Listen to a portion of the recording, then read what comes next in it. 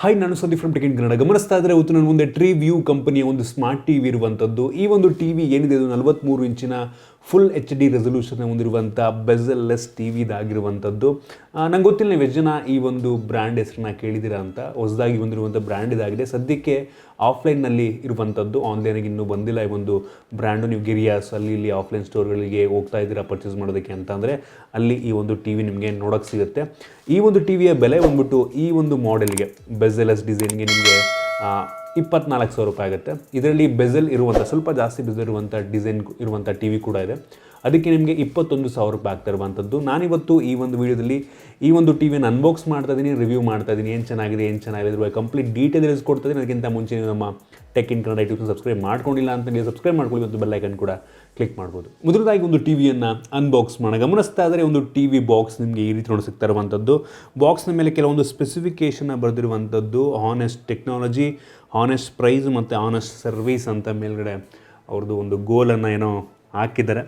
So ಮೊದಲದಾಗಿ ಒಂದು T ವಿಯನ್ನು unbox ಮಾಡೋಣ.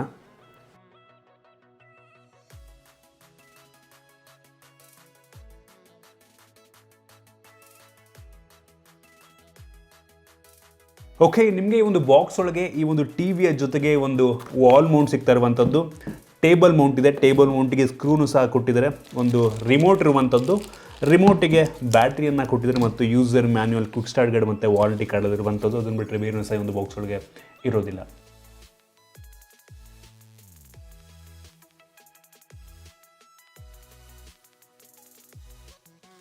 So ನೋಡೋದಲ್ಲ, ಇದಿಷ್ಟು ಈ ಒಂದು ಟಿ ವಿಯ ಅನ್ಬಾಕ್ಸಿಂಗ್ ಮತ್ತು ಇನ್ಸ್ಟಾಲೇಷನ್ ಅಂತ ಅಂದರೆ ಏನೂ ಇಲ್ಲ, ತುಂಬ ಸಿಂಪಲ್ಲು. ಈ ಒಂದು ಟೇಬಲ್ ಸ್ಟ್ಯಾಂಡ್ ಏನಿದೆ ಅದಕ್ಕೆ ಸ್ಕ್ರೂ ಹಾಕೋದಷ್ಟೇ, ಬೇರೆ ಏನೂ ಇಲ್ಲ. ಸೊ ಗಮನಿಸ್ತಾ ಇದ್ದರೆ ಒಂದು ಟಿ ವಿಯನ್ನು ಆನ್ ಮಾಡಿದ್ದೀನಿ. ಟಿ ವಿ ಫಸ್ಟ್ ಲುಕ್ಕಲ್ಲಿ ನಿಮಗೆ ಈ ರೀತಿ ನೋಡೋ ಸಿಗ್ತಾ ಇರುವಂಥದ್ದು. ಈ ಒಂದು ಟಿ ವಿಯನ್ನು ಸೆಟಪ್ ಮಾಡುವಂಥದ್ದು ತುಂಬ ಸಿಂಪಲ್ ಆಯಿತಾ. ಕೆಲವು ಸ್ಟೆಪ್ಸ್ಗಳಿರುವಂಥದ್ದು. ಸೆಟಪ್ ಮಾಡಬೇಕಾದ್ರೆ ಯಾವುದೇ ಗೂಗಲ್ ಅಕೌಂಟನ್ನು ಸಹ ಇದು ಕೇಳೋದಿಲ್ಲ. ಸೆಟಪ್ ಮಾಡಿದ ನಂತರ ಡೈರೆಕ್ಟಾಗಿ ಒಂದು ಹೋಮ್ ಪೇಜ್ ನಿಮಗೆ ಈ ರೀತಿ ಕಾಣುತ್ತೆ. ಜೊತೆಗೆ ಒಂದು ಟಿ ವಿ ಏನಿದೆ ಇದು ಆಂಡ್ರಾಯ್ಡ್ ಟಿ ವಿ ಆಗಿರುವಂಥದ್ದು. ಆಂಡ್ರಾಯ್ಡ್ 9.0 ಇದು ರನ್ ಮಾಡ್ತಾ ಇದೆ. ಆದರೆ ಈ ಒಂದು T V official Android T V ಅಲ್ಲ. ಇದರಲ್ಲಿ ಯಾವುದೇ ಅಫಿಷಿಯಲ್ ಗೂಗಲ್ ಪ್ಲೇ ಸ್ಟೋರ್ ಇಲ್ಲ. ಸೊ ಗಮನಿಸ್ತಾ ಇದ್ದರೆ ಹೋಮ್ ಪೇಜ್ ಹಿಂಗೆ ಕಾಣುತ್ತೆ. ಇವ್ರದ್ದೇ ಕಸ್ಟಮೈಸ್ಡ್ ಹೋಮ್ ಪೇಜ್ ಇದಾಗಿರುವಂಥದ್ದು. ನನಗಿದು ಅಷ್ಟೊಂದು ಇಂಪ್ರೆಸಿವ್ ಅಂತ ಏನು ಅನ್ನಿಸ್ಲಿಲ್ಲ ಆಯಿತಾ. ನನಗನ್ನಿಸ್ದಂಗೆ ಒಂದು ಟಿ ವಿಲಿ official Android T V launcher ಇದ್ದಿದ್ರೆ ಮತ್ತು ಪ್ಲೇ ಸ್ಟೋರ್ ಇದ್ದಿದ್ರೆ ಅಫಿಷಿಯಲ್ ಇನ್ನೂ ತುಂಬ ಚೆನ್ನಾಗಿರ್ತಿತ್ತು ಅಂತ ನನ್ನ ಒಂದು ಅಭಿಪ್ರಾಯ. ಮೊದಲದಾಗಿ ಒಂದು ಟಿ ವಿಯ ಡಿಸೈನ್ ಮತ್ತು ಬಿಲ್ಡ್ ಕ್ವಾಲಿಟಿ ಬಗ್ಗೆ ಮಾತನಾಡಬೇಕಂತಂದರೆ ಈ ಒಂದು ಪ್ರೈಸನ್ಸ್ಗೆ ಒಂದು ಡೀಸೆಂಟ್ ಡಿಸೈನ್ ಅಂತ ಹೇಳಕ್ಕೆ ಇಷ್ಟಪಡ್ತೀನಿ. ಈ ಒಂದು ಪ್ರೈಸನ್ಸ್ಗೆ ಇದಕ್ಕಿಂತ ಒಳ್ಳೆ ಡಿಸೈನ್ ಹೊಂದಿರುವಂಥ ಟಿ ವಿ ಸಿಗುತ್ತೆ ಅಂತ ನನ್ನ ಒಂದು ಅಭಿಪ್ರಾಯ. ಹಿಂದ್ಗಡೆ ಇರುವಂಥದ್ದು ಪ್ಲಾಸ್ಟಿಕ್ ಬ್ಯಾಕ್ ಆಗಿರುವಂಥದ್ದು, ಒಂದು ಒಳ್ಳೆ ಕ್ವಾಲಿಟಿಯ ಬ್ಯಾಕು. ವೆಯ್ಟ್ ತುಂಬ ಕಡಿಮೆ ಇರುವಂಥದ್ದು ಈ ಒಂದು ಟಿ ವಿದು. ಈ ಒಂದು ಟೇಬಲ್ ಮೌಂಟ್ ಏನಿದೆ ಇದು ಕೂಡ ಒಂದು ಪ್ಲಾಸ್ಟಿಕ್ ಟೇಬಲ್ ಮೌಂಟು. ಇದರ ಕ್ವಾಲಿಟಿ ಕೂಡ ಡೀಸೆಂಟ್ ಅಂತೀನಿ. ಇನ್ನು ಫ್ರಂಟಿಗೆ ಬಂತು ಅಂತಂದರೆ ಬೆಸಲ್ ಲೆಸ್ ಡಿಸೈನ್ ಅಂತ ಈ ಒಂದು ಟಿ ವಿ ಇರುವಂಥದ್ದು. ಆದರೆ ಸ್ವಲ್ಪ ಬೆಸಲ್ ಜಾಸ್ತಿನೇ ಇದೆ ಅಂತ ನನಗನ್ನಿಸ್ತಾ ಇದೆ. ಸೊ ಓವರಾಲ್ ನನಗನ್ನಿಸ್ದಂಗೆ ಇನ್ನೂ ಒಳ್ಳೆಯ ಬಿಲ್ಡ್ ಕ್ವಾಲಿಟಿ ಮತ್ತು ಡಿಸೈನ್ ನೀಡಬಹುದಾಗಿತ್ತು. ನನಗನ್ನಿಸ್ದಂಗೆ ಒಂದು ಪ್ರೈಸನ್ಸ್ಗೆ ಇನ್ನೂ ಒಳ್ಳೆಯ ಡಿಸೈನ್ ಮತ್ತು ಬಿಲ್ಡ್ ಕ್ವಾಲಿಟಿಯನ್ನು ಹೊಂದಿರುವಂಥ ಟಿ ವಿಗಳು ಸಿಗ್ತವೆ ಅಂತ ನನಗನ್ಸುತ್ತೆ ಆನೆಸ್ಟ್ಲಿ. ಜೊತೆಗೆ ಈ ಒಂದು ಟಿ ವಿ ಏನಿದೆ ಇದು 75 ವ್ಯಾಟ್ ಪವರ್ ಕನ್ಸ್ಯೂಮ್ ಮಾಡುತ್ತೆ ಆಯಿತಾ. ಸೊ ಅದರಿಂದ ಈ ಒಂದು ಟಿ ವಿಗೆ 3 ಸ್ಟಾರ್ ನೀಡಿರುವಂಥದ್ದು ಗಮನಿಸ್ತಾ ಇದ್ದೀರಾ. ಇನ್ನು ಈ ಒಂದು ಟಿ ವಿಯ ಡಿಸ್ಪ್ಲೇ ಬಗ್ಗೆ ಮಾತನಾಡಬೇಕಂತಂದರೆ ಒಂದು ಟಿ ವಿ 43 ಇಂಚಿನ ಫುಲ್ HD ರೆಸೊಲ್ಯೂಷನ್ ಹೊಂದಿರುವಂಥ ಡಿಸ್ಪ್ಲೇ ಆಗಿರುವಂಥದ್ದು. ಡಿಸ್ಪ್ಲೇ ಕ್ಲಾರಿಟಿ ತುಂಬ ಇಂಪ್ರೆಸಿವ್ ಆಗಿದೆ. ನನಗಂತೂ ತುಂಬ ಇಷ್ಟ ಆಯಿತು. ತುಂಬ ಬ್ರೈಟ್ ಆಗಿದೆ ಆಯಿತಾ. 350 ನಿಟ್ಸ್ ಬ್ರೈಟ್ನೆಸ್ಸನ್ನು ಹೊಂದಿರುವಂಥ ಡಿಸ್ಪ್ಲೇದಾಗಿದೆ. ವ್ಯೂಯಿಂಗ್ ಆ್ಯಂಗಲ್ಸ್ ತುಂಬ ಚೆನ್ನಾಗಿರುವಂಥದ್ದು. ನನಗೆ ತುಂಬ ಇಷ್ಟ ಆಗಿದ್ದು ಈ ಒಂದು ಟಿ ವಿಯಲ್ಲಿ ಈ ಒಂದು ಟಿ ವಿಯ ಡಿಸ್ಪ್ಲೇ ಸೂಪರ್ ಆಗಿದೆ. ಕಲರ್ ಆಗಿರ್ಬೋದು ತುಂಬ ಆ್ಯಕ್ಯುರೇಟ್ ಆಗಿದೆ. ಕಲರ್ ಕಾಮೆಂಟ್ಸ್ಗಳು ಕೂಡ ಸಖತ್ತಾಗಿದೆ. ತುಂಬ ಬ್ರೈಟಾಗಿ ಕಾಣುತ್ತೆ. ಡಿಸ್ಪ್ಲೇ ಅಂತೂ ನನಗೆ ತುಂಬ ಇಂಪ್ರೆಸ್ ಮಾಡೋದು ಅಂತ ಹೇಳಕ್ಕೆ ಇಷ್ಟಪಡ್ತೀನಿ. ಇನ್ನು ಸೌಂಡ್ ಬಗ್ಗೆ ಮಾತನಾಡಬೇಕಂತಂದರೆ 20 ವ್ಯಾಟ್ನ ಸೌಂಡ್ ಇದರಲ್ಲಿರುವಂಥದ್ದು ಆಯಿತಾ. ಸ್ಪೀಕರ್ಗಳಿದೆ 20 ವ್ಯಾಟಿಂದು. ಡೀಸೆಂಟ್ ಅಂದರೆ ಇಂಪ್ರೆಸಿವ್ ಅಲ್ಲ, ಪರವಾಗಿಲ್ಲ. ಒಂದು ಲೆವೆಲ್ಗೆ ನನಗೆ ಅಷ್ಟೊಂದು ಕ್ಲಿಯರ್ ಇದೆ ಅಂತಲೂ ಅನ್ನಿಸ್ಲಿಲ್ಲ ಆಯಿತಾ. ಪರವಾಗಿಲ್ಲ, ಇನ್ನೂ ಒಳ್ಳೆಯ ಸ್ಪೀಕರ್ಗಳನ್ನ ನೀಡಬಹುದಾಗಿತ್ತು ಅಂತ ನನಗನ್ನಿಸ್ತು.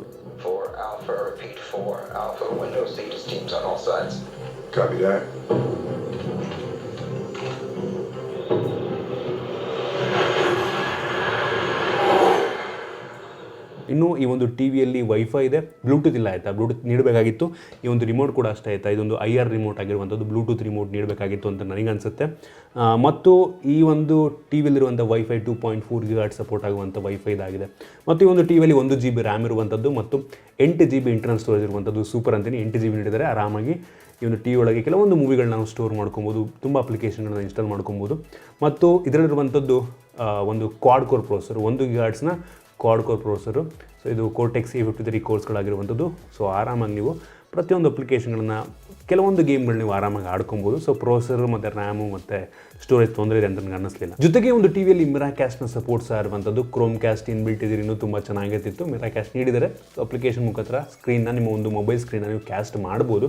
ಜೊತೆಗೆ ಈ ಶೇರ್ ಅಪ್ಲಿಕೇಶನ್ ಸಪೋರ್ಟ್ಸ್ ಆಗಿರುವಂಥದ್ದು ಆಯಿತಾ. ಈ ಶೇರ್ ತುಂಬ ಒಳ್ಳೆ ಅಪ್ಲಿಕೇಶನು.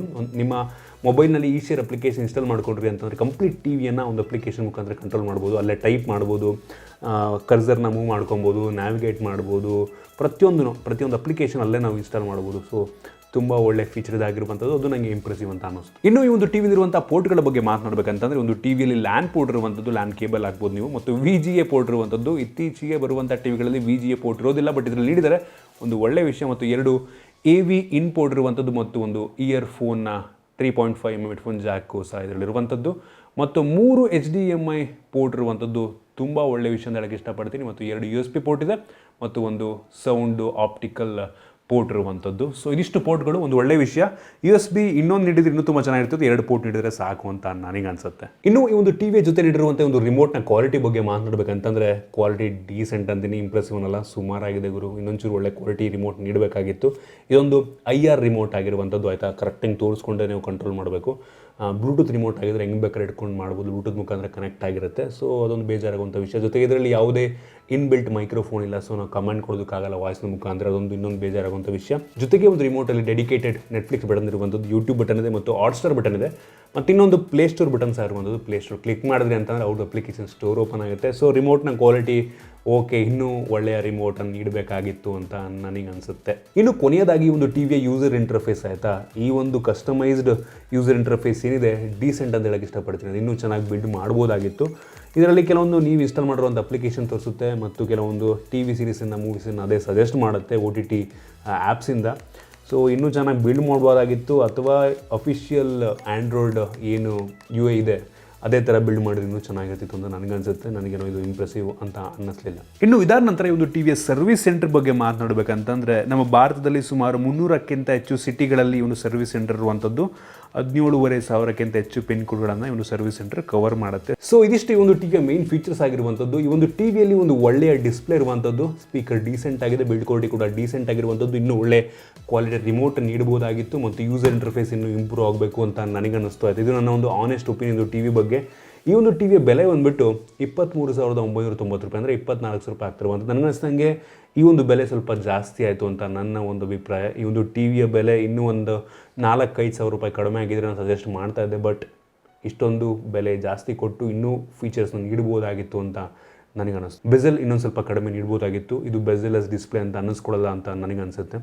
ಸೊ ಇದು ನನ್ನ ಒಪಿನಿಯನ್ ಒಂದು ಟಿವಿ ಬಗ್ಗೆ. ನಿಮ್ಗೆ ಇದ್ರ ಬಗ್ಗೆ ಏನು ಅನಿಸುತ್ತೆ ಕೆಳಗಡೆ ಕಾಮೆಂಟಲ್ಲಿ ತಿಳಿಸ್ಬೋದು. ನಿಮ್ಗೆ ಇಷ್ಟ ಇದೆ ಅಂತ ಅನ್ಕೋತೀನಿ. ಇಷ್ಟ ಆದ ಬಿಟ್ಟು ಲೈಕ್ ಮಾಡಿ, ಶೇರ್ ಮಾಡಿದ ರೀತಿ ನಮ್ಮ ಬೇರೆ ಬೇರೆ ವಿಡಿಯೋಲಿ ನಮ್ಮ tech in Kannada YouTube subscribe ಮಾಡ್ಕೊಂಡಿಲ್ಲ ಅಂತ ಸಬ್ಸ್ಕ್ರೈಬ್ ಮಾಡ್ಕೊಳ್ಳಿ, ಮತ್ತು ಬೆಲ್ ಐಕನ್ ಕೂಡ ಕ್ಲಿಕ್ ಮಾಡ್ಬೋದು.